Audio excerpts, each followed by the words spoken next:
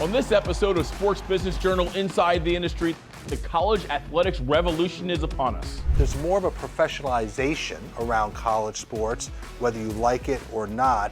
From constantly shuffling conference alignments, I see that Texas and Oklahoma are joining the SEC. I'm like, pulled a U-turn in the middle of the highway. to name, image, and likeness payments and student-athlete transfers making and breaking university athletic departments. I mean, it just feels like unfettered free agency. Essentially, it is. We'll even meet the finance folks poised to be the next boss on campus. I'd say it's a race to the top, but it almost feels like a race to the bottom of see where the last dollar is.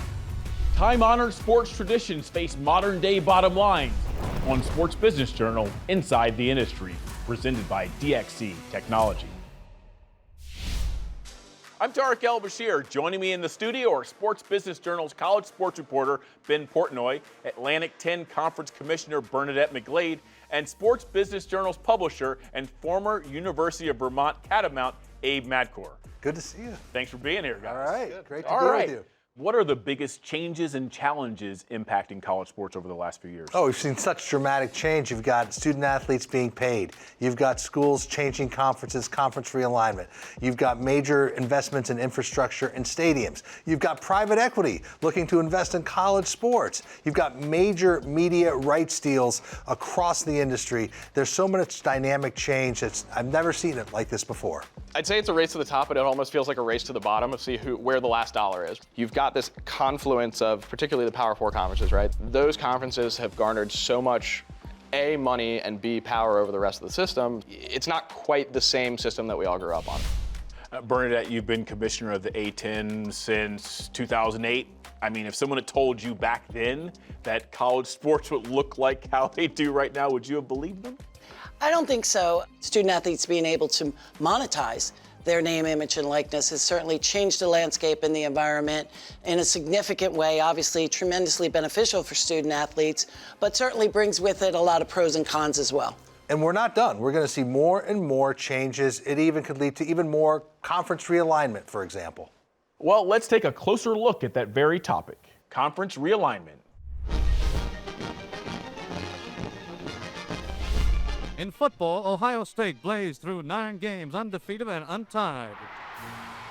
Conference realignment's been happening for 100 years. When I was at Rutgers and we moved Rutgers into the Big Ten Conference, we needed to find a place that provided far more broad-based exposure and far more revenue upside for long-term sustainability. Where it was going with NIL, the importance of that, we needed more eyeballs. We needed to put UCLA athletics on the same level as UCLA, the institution around the world. In the modern era, everybody is thinking about how do we build so we can get somewhere else? The business that I came into when I was in my 20s really was built on a foundation of unity, and I think we lack that right now. All of us in the room should be on the same team here in terms of wanting what is best for athletes. We spend so much time tearing each other apart and tearing each other down. We all want to compete. We all want to win. This is about a viability of your athletic program. Seeing that you were going to share revenue most likely with student athletes and the emergence of NIL, we knew we needed another revenue source, a base, to support that, and we rolled. I mean, I'll tell you, as a lifelong sports fan, I almost don't know where anyone plays anymore. What is driving these massive changes? Exposure, eyeballs, money. I mean, each of these schools who realign into a different conference do so because they want a bigger base. They want to grow their revenue stream. They want to see more people see their institution play. What do you think sparked this most recent round of realignment? Certainly our media partners and media packages. Obviously, that's been the biggest driver of this. Every time any institution or conference wants to be stepping up and advancing, the first thing they're doing is saying, where are we going to generate more revenue? And to her point, a conference would go to a network, we want more money. The network's going to say, sure, we want more eyeballs. You need a bigger footprint than just these 8 schools or these 8 states. So what does that lead to? Okay, let me go see if I can get said school here or said school here and have a bigger media package to offer to the networks. It almost feels like, at least over the last 5-10 years, we talk more about TV market size than we do like who's the quarterback at whatever team, right? Like it's kind of this funny dynamic where, fans probably are kind of pulling their hair out thinking, what does this all mean, right? And I think to their point, right, like that's where the money's being drawn. It's the TV partners that are driving a lot of this and sort of leading to these big figures and the way that these things have shaken out. College sports thrived for a really long time with this sort of quirky, weird regionality to it, right? Yeah. Look at the Big Ten, right? I'm an Indiana grad. My friends and I used to joke all the time, it'd be really cool if Indiana would play in a Rose Bowl, right? Well, we didn't think it would be for a conference game, right? Like, it's one of these things that like takes a little bit of rethinking. What are some of the unintended consequences of realignment? I would say relationships have really been fractured in the collegiate landscape over this really difficult past 2 decades. Pare that down a little bit more, it's the rivalries. Yeah. Some of these fabulous rivalries that families and generations and fans of institutions and alumni bases have just centered their social calendars around, no longer existed almost overnight. Have there been any departures that just made your jaw hit the floor? I was at SEC Media Days in Birmingham, 10, 15 minutes out from the hotel, and all of a sudden my phone literally will not stop buzzing. I was like, what on earth is going on? And I see that, Texas and Oklahoma are joining the SEC. I'm like, pulled a U-turn in the middle of the highway and pull back. And the first thing I see as I'm in the middle of walking into the hotel in Birmingham is SEC Commissioner Greg Sankey, who, unbeknownst to him that any of this was going to leak in that moment, is literally sitting on Radio Row doing interviews. Basically, every reporter who's upstairs is spilling down the stairs, down onto Radio Row. And it's funny, I talked to Greg a few years later, and he was like, I was just standing in the back of the room thinking, man, I hope no one asks me about these two schools. Just indicative of the really challenging landscape we're in, you saw 2 member institutions sue their own conference in the last year. And that makes it really difficult to work together as conferences for the betterment of the conference, for the NCAA, for the student athletes. That makes the world of college athletics very challenging. Of course, conference realignment isn't the only space where college sports face significant change. Coming up, we'll explore how the transfer portal and NIL cash are shaking up athletic department foundations and hear from the college athletes dealing with the shifting landscape firsthand. NIL is a little bit of a double-edged sword. I knew what I could do on the field, and I wasn't getting that opportunity, so I thought it was best for me to enter the transfer portal. That and more when we return.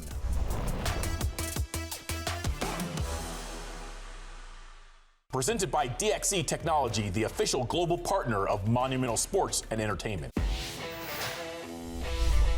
Welcome back. NIL, or name, image, and likeness agreements, are now a major driver of recruiting.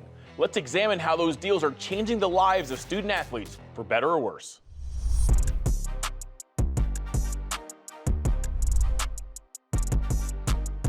It's a great thing for us athletes to be able to benefit from all the hard work that we put in. To be able to profit off that is huge. They now have all this ability to dispense these funds every year, or other benefits, new scholarships, other things that the programs are going to allow. Institutions are under tremendous pressure to find ways to generate more revenue, distribute revenue to the student athletes, and in some ways distribute revenue to the student athletes in the sports that generate the most revenue. You add $20 million of expense to the athletic department, what's the first thing you cut? Non-revenue sports. Call them whatever you want. Olympic sports, non-revenue sports. You cut the sports that cost money that don't generate revenue. NIL is an amazing tool. I think it's a little bit of a double-edged sword. There's different laws in different states for NIL. I think it's 36 different states, 36 different laws. I'm a really big proponent of preventing NIL tampering and recognizing the academic pathways and not allowing NIL to affect that for student athletes. There's going to be lots of things to think about. Like everything in competition, you better watch what your competitors are doing, because that's going to influence what you need to do. All right, Ben, so we've been talking about these 3 letters, NIL. What is it? Yeah, those 3 magic letters, right? Name, image, and likeness. Athletes can now be compensated for basically their marketing value in so many words. And we shorthand that obviously to NIL. That could relate to a video game, right? Or their face on a billboard with an insurance company. Name on a jersey. Name on a jersey, exactly. Now it's obviously evolved into other things. Perceived to be marketing deals, right? They're saying, hey, you're working with this company or this NIL collective, basically a booster organization. The question becomes are they actually marketing deals, or are they basically just a check because you're a really good quarterback? I think we all would agree that the intent of name, image, and likeness was the right intent. Athletes deserve fair market compensation for their athletic abilities. I just think right now we see it going in directions that we're not comfortable with as an industry. Is amateurism dead? I don't call it dead, but certainly has changed dramatically. The recent House versus NCAA case is going to change college sports. Bernadette, how is it going to change it? Essentially, that case opens the door for institutions to be able to provide additional financial assistance, additional revenues, the revenue share directly to their student athletes. There is a financial cap in terms of $20+ million on an annual basis. That's not an insignificant amount of money to be revenue sharing between 400 student athletes. It drastically changes the entire environment for intercollegiate athletics at the Division I level. The problem is, where's that $20 million coming from? Because no one's saying, hey, you have a $20 million salary cap, and also here's $20 million to spend. Just doing back of the napkin math, right? We talk about the House settlement. This lays out this $20 million, roughly, salary cap. If you look at the highest levels of college football, most of those rosters spending probably about 15 plus is going to go to football, if not 16, 17. That leaves you about, what, 2 to 4 million, give or take, to play with for basketball. We saw what happened in some institutions where they did try to cut sports. There was really a backlash, and they brought the sports back. Do you think we're at risk of losing some sports, though? I think we could be at risk. Everyone right now is saying the right thing. I think you have all your athletic directors and presidents and conference commissioners saying, you know, the advent of NIL, the House settlement, we're not going to cut our sports programs. But I think the reality of it, the inevitability of it coming down the road, there is a risk that that could happen. That was not the spirit of name, image, and likeness. And that's where it's gone off the rails. Someone asked me the other day, well, isn't college sports all professional now anyway? Let's face it, there's more of a professionalization around college sports, whether you like it or not, than there's ever been. Now, I could say that goes against some of the spirit of intercollegiate athletics, but certainly in the big sports, football and basketball, that's where we are. Well, NIL isn't the only major change for student athletes. Transfer rules have made each of them a free agent. I came in with a group of 4 as a freshman, and I was the only one from my recruiting class left. I went through and decided to count how many teammates I've had over the past 4 years. And I just was so sad that I kept counting and counting and counting and counting, and it was 53 teammates. I've seen it hurt a lot of people. People entering with no plan, no map to where they're going, no map of what they're going to do in the portal, are right back at the school because, you know, they just made a decision that maybe wasn't right for them. You can transfer 4 times in 4 years if that's possible, if you're academically eligible each time. And that's just such a problem for building teams as well as your academic pathway. It can work very well for the very upper echelon, the Penn States, Michigans, Ohio States, Alabamas, and Georgias. It can work right now. For just about everybody else, it was a break-even proposition before we were going to pay the talent. Now that we have unlimited free agency, it's going to be a very difficult proposition for the other 110 schools to figure out a way to be able to compete. It creates this transactional mindset in college athletics of a revolving door. When you commit to a coach who means everything to you and he ends up transferring, it opens a door for now the athlete who is committed to that coach to allow them to transfer. I knew what I could do on the field and I wasn't getting that opportunity, so I thought it was best for me to enter the transfer portal. Now I ended up back here at UNLV with my old coach.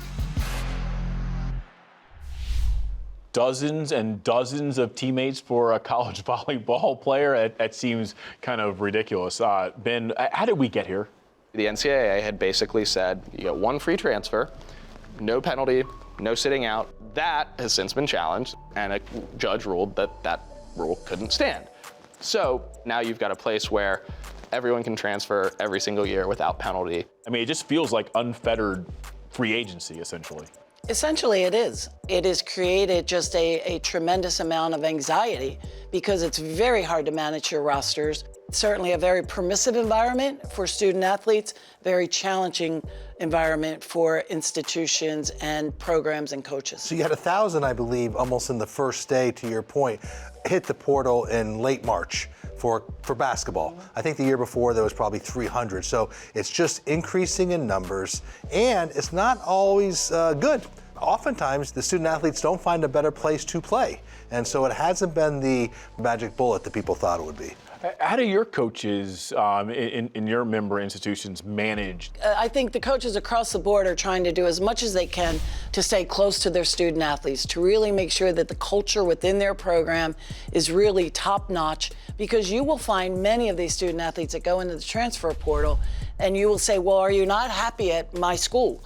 And they'll say, no, it's great, but I want to see if there's a different opportunity out there. That's a challenging philosophy to combat. Looking at men's basketball, I think, is a really good case study for this. If you're an athlete and let's say you're at a lower level mid-major school and you averaged 15 points a game last year, it's kind of to your detriment not to go into the portal, right? Like, sure. I mean, if your ultimate goal is to go pro, right? You And you feel like you can do better, you want to test the market and see what it's out there. Maybe someone will pay you more. And I think that's kind of what you're seeing.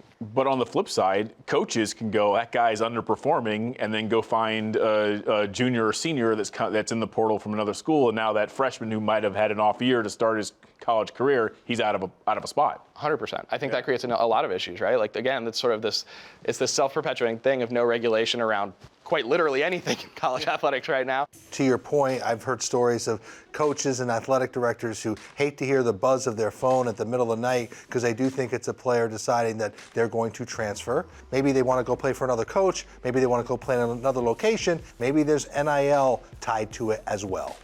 The transfer portal has added this anxiety and this mistrust in the industry. Obviously, a student athlete enters the transfer portal on Monday, and on Tuesday they're already committed to another school. Everyone raises their eyebrows and questions whether there was tampering, but I don't believe that it's going to go backwards. I think it's here to stay. Well, it's time for us to test our knowledge once again with Abe's favorite segment, the Money Minute. Today's question, in 2024, which university's NIL collectives shelled out the most money? Who's feeling generous? I'm going to say Ohio State for sure was up at the top. Bernadette? I was going to say Ohio State. Since Ben and Bernadette took the other ones, Texas, that's my answer. All right. Well, stick around as we will reveal the top 3 and train our sights on the future of college sports right after this.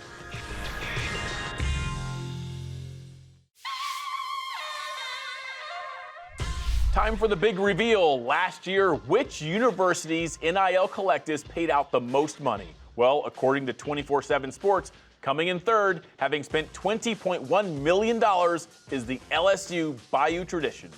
Taking second is college football national champion, the Ohio State University's 3 separate collectives, $20.2 million spent building the Buckeyes. But taking home the cash title, dishing out $22.2 million, is the Longhorns Texas One Fund.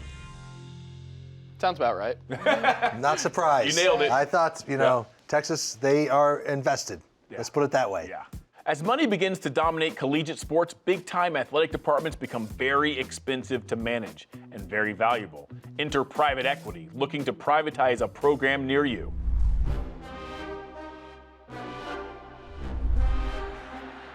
Collegiate sports. There's a lot of interest from investors. Private equity. Private equity. Private equity. We love the college space. Collegiate sports is vastly undermonetized by anything from ratios of 4-to-1 to 5-to-1 relative to professional sports leagues. We are very focused and very interested in trying to find those college campuses that, like the public-private partnership, can understand that we come in peace, we add value. I think it's the next frontier for schools that need capital. It's a great way for them to monetize. There's certainly demand, whether it's driven by the transfer portal or driven by NIL or driven by conference realignment or driven by the need to subsidize other sports. There's clearly an opportunity, and we saw that all too well with the Moody Center in Austin, Texas. It's not a market that would have been, top 20, like just from the traditional boxes you would check. It is the top 5 venue in the nation for gross ticket sales. You would love to own part of the Michigan football team, Wisconsin football team, right? What's the multiple that you would pay for that? Is it 10 times? Is it 20 times? I think it's logically inevitable. We're working on a few. I think definitely in 2025 you will have that. How would equity investment work in college sports? Well, it all goes back to under monetization. Of the major institutions in college athletics, what, 3 or 4 at the end of the year make money? Wow. A private equity institution could say, I'm going to deploy $500 million to said conference or said university, and the conference and university could use that in a number of ways to invest in infrastructure and in operations.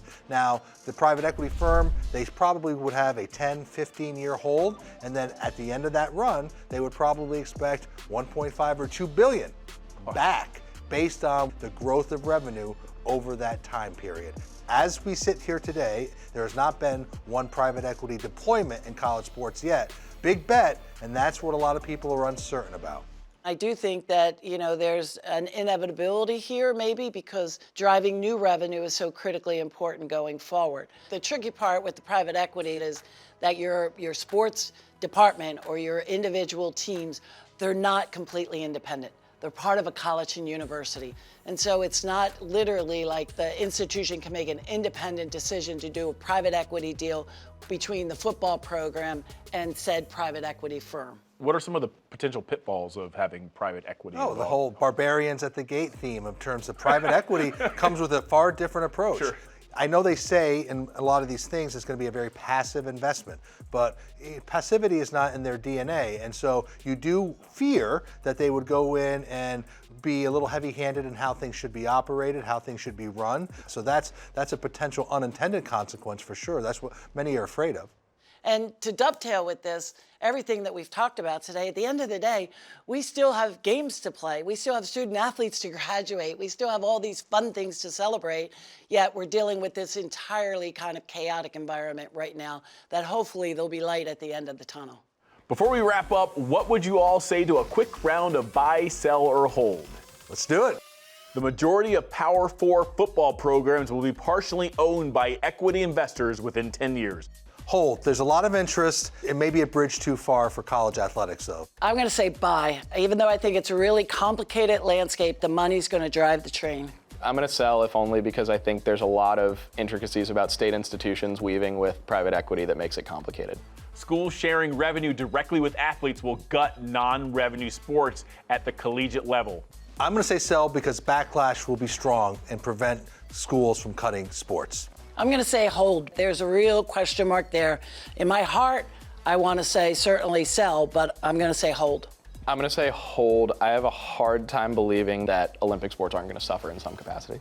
Finally, the leading Power 4 schools will toss the lesser members of their conferences aside and form a nationwide super conference. Buy, sell, or hold. I'm going to say buy just because I've heard about it for so many years. Eventually, there will be one main conference. I'm going to say hold. I think that right now that the power bases and the 4 power conferences are so significant, it's going to take wrangling to break that up and to go to just one big national conference. I'm going to buy. I don't know if it ends up being a conference, but I do think that high major college football at least will look a lot smaller than it does now in the probably not too distant future. I think our answers show how complicated and difficult this subject is. Yeah.